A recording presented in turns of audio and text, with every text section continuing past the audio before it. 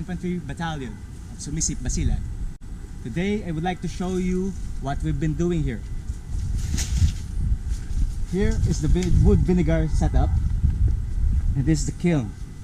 Wood vinegar is an organic compound that is very important. I was primarily responsible for the implementation and creation of the wood vinegar. Here we have produced 4 gallons of wood vinegar one time, and using this we will attempt to rejuvenate the land and improve the livelihood and sustainability of the farmers of Basilan. So I'll show you how it works. First, we have a 50-gallon tin drum, and here we place the Iwasaki box. What the Iwasaki box is that it keeps the fire from burning the uling by keeping the fire out front. Right.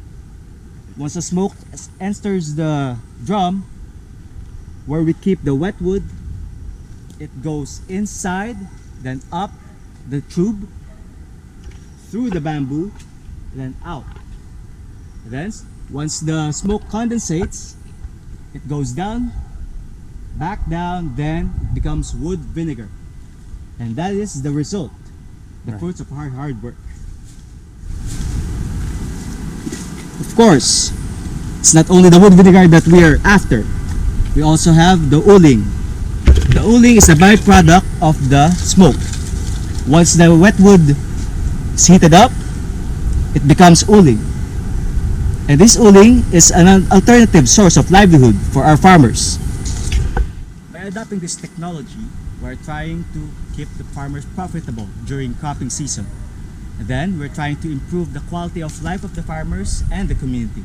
Also, we're trying to improve the ecological balance of the earth. And by tackling climate change, we're trying to improve and make a better world.